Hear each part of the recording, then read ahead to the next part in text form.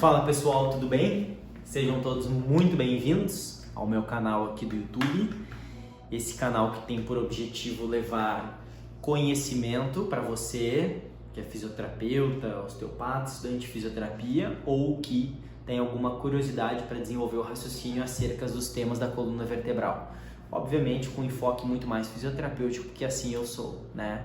Esse canal ele leva o nome do Descomplicando o Raciocínio Clínico, porque a gente sempre leva uma informação de cunho mais descomplicado, mas ao mesmo tempo assertivo, com base nas melhores evidências científicas que a gente tem sobre os mais diversos temas que eu discuto aqui nesse canal. Geralmente os conteúdos e os conhecimentos discutidos nesse canal aqui são fruto de uma discussão lá no meu canal do Instagram.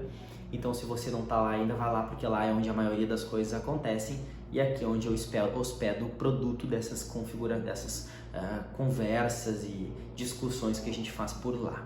Eu sou o professor Rodrigo Ângelos, eu sou fisioterapeuta e osteopata e é um prazer te ter aqui, despendendo o seu tempo para a gente discutir algumas questões importantes.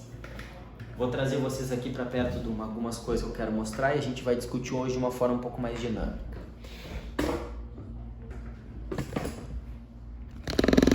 Vou dobrar aqui um pouquinho, vida real das coisas acontecendo. Bom, essa aqui foi uma paciente que chegou para mim aqui no meu consultório.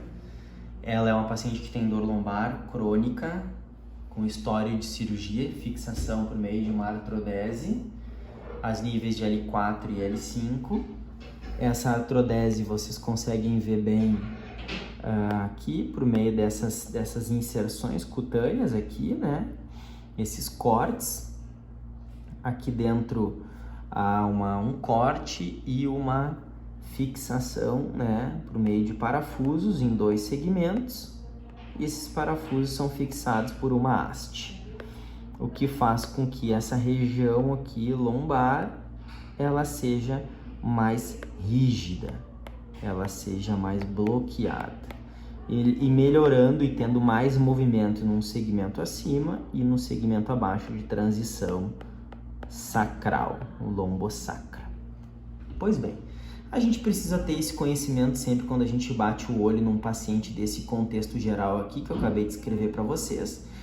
E, né, obviamente, por questões multifatoriais, a gente precisa discutir de uma forma muito ampla e precisa alguns aspectos importantes para um paciente como esse. Não tem como a gente entrar em todos os pormenores e nem muito menos classificar, né, todas essas questões olhando um paciente só e extrapolar isso para todo mundo. Então isso aqui é um estudo de caso do que eu vi nesse paciente e algumas reflexões que a gente vai trazer sobre isso. Quando a gente tem, vou pegar minha coluninha pequenininha, tem a grande, mas vou pegar a pequenininha que eu acho que fica mais fácil de vocês verem. Quando a gente tem uma fixação em 2 segmentos aqui, L4, L5, e a transição lombosacra, eu preciso sempre lembrar que eu mostrei ele antes, eu tenho esses 2 segmentos fixos, para cima vai ter mais mobilidade e para baixo tem que ter mobilidade. Ou seja, eu preciso observar ou identificar se realmente aqui há mobilidade. E a gente pode utilizar testes baseados na terapia manual, na osteopatia, na quiropraxia, para avaliar a mobilidade. São testes que avaliam a qualidade do movimento, bem como a amplitude de movimento, né? A quantidade de movimento. E ao mesmo tempo são testes que vão provocar as estruturas, porque vai exigir movimento naquele segmento. E se a gente vai tentar identificar, reproduzir sintomas através dessa provocação. E a gente vai guardando todas essas informações. Então como é que a gente tende a provocar sintomas nessa região? Deixa eu mostrar através de uma outra avaliação aqui para vocês entenderem. Deixa eu posicionar melhor a minha câmera aqui. Então aqui eu tenho uma coluna grande, né? Então existem os testes sacroiliacos, que são já bem descritos, os clusters de testes, né? Depois até posso fazer um vídeo falando sobre isso, onde a gente tenta gerar cisalhamento, compressões e avaliar o que a gente reproduz de sintoma ou não no corpo do paciente. Mas eu vou mostrar para vocês agora um teste qualitativo, um teste até com um olhar mais osteopático de movimento, que é um teste que nós chamamos de teste de balanço, que ele tem por objetivo avaliar através do balanço da pelve a mobilidade dessa articulação sacroiliaco, bem como a transição lombosacra. A gente faz a tomada das cristas ilíacas para chegar até a espinha ilíaca póstero superior, que é essa porção aqui, né, da asa do ilíaco, que a gente chama de espinha ilíaca póstero superior. E nessa região eu vou aprofundar, eu vou colocar um pouco do meu polegar em cima da espinha ilíaca póstero superior e outro pouco em direção a essa região aqui que a gente vai chamar de sulco do sacro. Dos dois lados bilateral, e atrás do paciente eu vou balançar ele. Eu vou levar ele para um lado e para o outro. Eu vou mudar a base de apoio do membro inferior. Quando eu boto para o lado direito, peso no perna direita. Quando eu boto para o lado esquerdo, peso na perna esquerda. E essa alternância de peso e carga gera contração do glúteo, quando a gente coloca a carga. E quando o glúteo contrai, ele tende a gerar uma rotação posterior do ilíaco como um todo. Então, quando eu boto para o lado direito com o peso em cima da perna direita, esse osso ele vai posteriorizar. E quando ele posterioriza, por uma ação muscular interna aí do assoalho pélvico, o sacro ele tende a rodar um pouco para anterior, ele vai se torcer para o outro lado. Então eu vou aumentar essa profundidade aqui. E quando eu vier para esse lado, eu vou aumentar a profundidade do lado de cá. E assim eu vou avaliando, balançando e observando a mobilidade dessa região, dessa transição lombosacra aqui. Isso, volto a dizer, é uma informação exclusivamente quantitativa e qualitativa, que é apenas reprodutível para esse indivíduo. Não consigo extrapolar isso para outro indivíduo por questões de variáveis de acurácia, né? Valores preditivos de sucesso ou de diagnóstico oriundos da palpação para alguma tomada de decisão clínica. Volto a dizer o que eu falei no começo.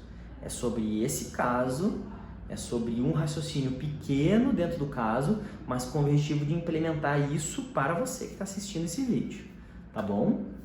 Feito essa avaliação aqui, eu percebi que havia uma rigidez, e como eu tenho um bloqueio, uma artrodese nessa região aqui, eu preciso garantir que essa porção funcione melhor, bem como para cima. Para cima eu vou avaliar a torácica, eu posso manipular a torácica, mobilizar, usar técnicas de terapia manual que tendem inclusive a melhorar o funcionamento aqui.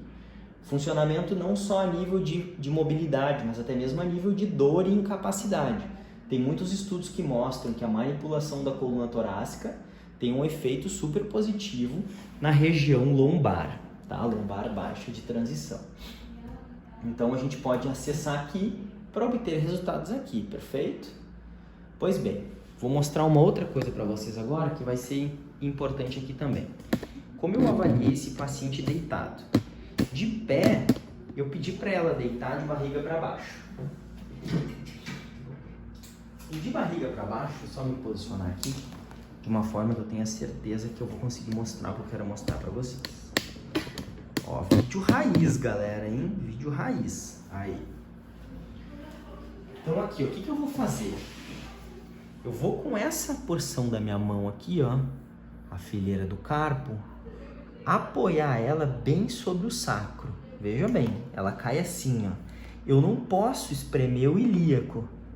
Eu preciso avaliar o movimento do sacro. Então eu apoio aqui e essa mão vem por cima. Ou seja, essa é uma mão controle e essa é uma mão de movimento. Aqui eu vou fazer uma compressão para avaliar a qualidade desse sacro nessa direção póstero-anterior. Observa? Póstero-anterior. É movimento sutil, galera. Não é crack, não é carga. É colocação de carga para avaliar o quanto que esse sacro consegue se adaptar a essa carga aí. Nessa direção póstero-anterior, e eu também vou levar ele ligeiramente para baixo. Eu estou aumentando aqui para vocês verem, né, para baixo, mas na prática do paciente é como se fosse isso aqui, ó. Movimentos muito pequenos e eu vou tentando dançar com essa região aqui para avaliar a qualidade e quantidade de movimento.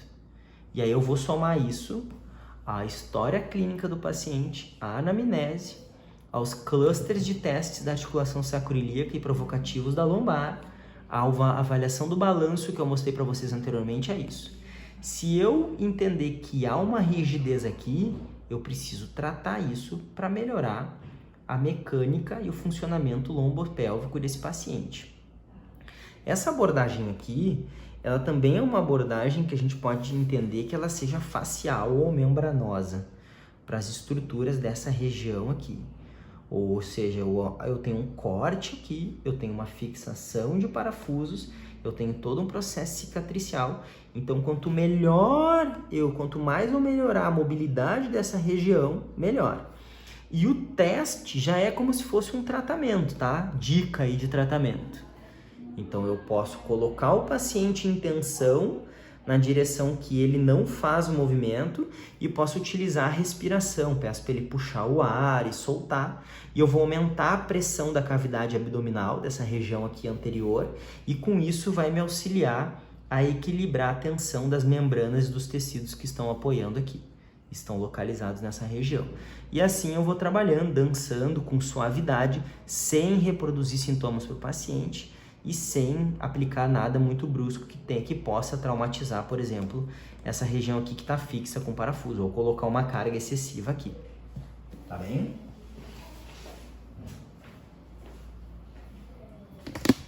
Deixa eu explicar mais algumas coisas para vocês aqui. Então, galera, seguinte.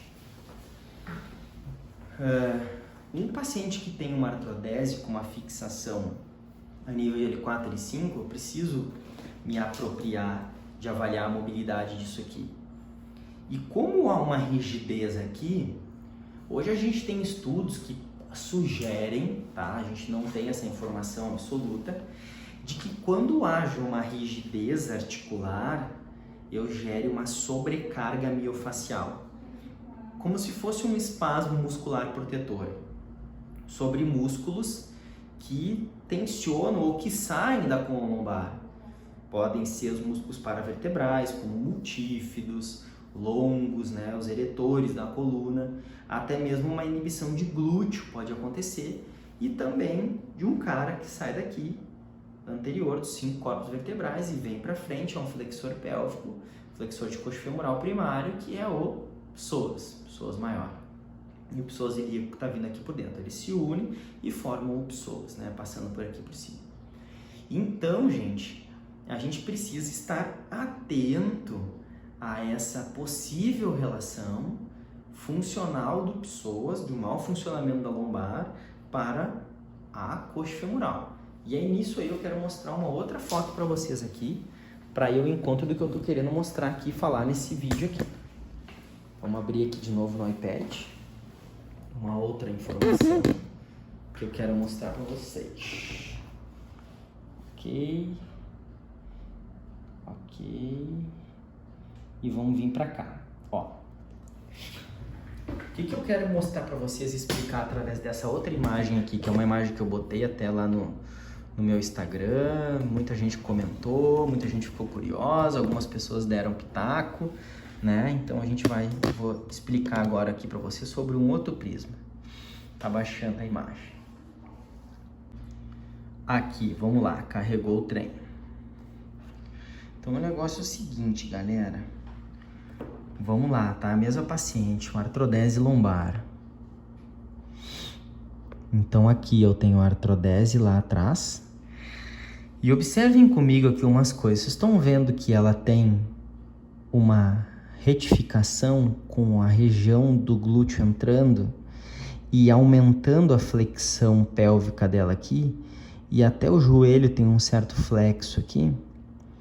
Então isso daqui, esse olhar aqui posicional, que tem uma relevância pequena, mas que vai somar aquilo que a gente está querendo falar no contexto geral, possa me sugerir que haja uma inibição de glúteo com uma hiperatividade dos flexores, ou seja, um psoas mais rígido e um glúteo mais inibido, né?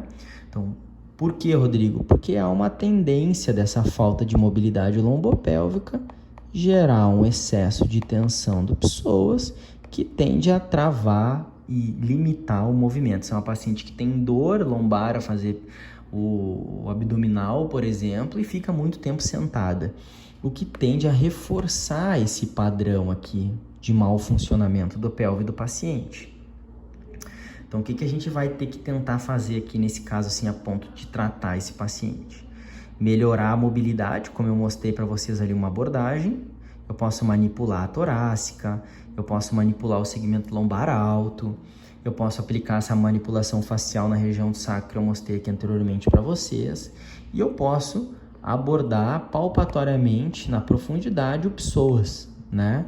Entrando por dentro da fossa ilíaca e fazendo uma liberação manual. Geralmente as pessoas mostram, mas se for de interesse de vocês, comentem aqui embaixo e eu gravo um vídeo ensinando vocês a fazer isso. Tá bem? Isso vai diminuir a tensão desse conjunto local aqui, ó, dessa região. Isso tende a diminuir a sobrecarga local dessa lombopelve. Tá bom? Reforçando, né, galera? Olhar exclusivamente estrutural, mas lembre-se que a gente sempre tem que ver o paciente dentro do modelo biopsicossocial. Tá, beleza? Então, dentro desse contexto, a gente, com a terapia manual, vai focar nisso. E depois, com os exercícios, eu preciso dar mais informação para glúteo, fortalecer esse compartimento aqui posterolateral, que tá vindo aqui, né? Glúteo máximo, glúteo médio, tirar um pouco a tensão do tensor, para que esse paciente melhore a capacidade dele de rotação externa e extensão e, por consequência, por meio de uma inibição recíproca, vai diminuir a tensão dos flexores e gerar um equilíbrio melhor entre essas regiões aqui. Então, assim, a gente consegue ter um atendimento completo com terapia manual e com exercício, que é como a gente tem que abordar sempre os nossos pacientes. Tá, beleza? Eu tava devendo esse vídeo para vocês aqui, um vídeo objetivo, curto, rápido, mas eu acho que com informações valiosas para vocês pensarem em somar aí no raciocínio clínico dos seus pacientes.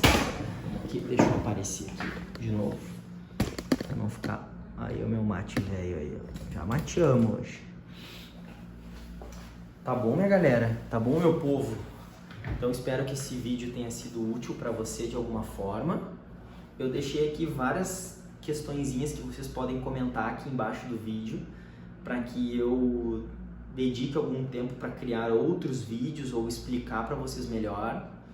Essa ideia é esse acréscimo de algumas ferramentas de terapia manual que eu mostrei no modelo anatômico, e tem um vídeo no Reels que eu mostro direto no corpo de um paciente meu que cedeu gentilmente para eu gravar as imagens. Se tiver alguma dúvida, comenta aqui embaixo, a gente vai discutindo e eu vou fazendo mais vídeos para mostrando para vocês alguns testes e algumas outras ferramentas para que você se empodere e crie cada vez mais um repertório de raciocínio clínico, e através desse repertório, com várias habilidades, com várias ferramentas, você possa se empoderar, ter mais poder de conseguir ajudar uma série de pessoas que chegam todo dia para o nosso consultório precisando de ajuda. Não deixa de curtir esse vídeo, isso é importante, reforça aqui a nossa relação nesse canal, né? Compartilha com os teus colegas que podem gostar e entender e ter curiosidade de ver esses recursos terapêuticos, esse raciocínio que eu trouxe aqui hoje, e a gente vai discutindo isso nos próximos vídeos que ainda virão, tá bem? Até o próximo.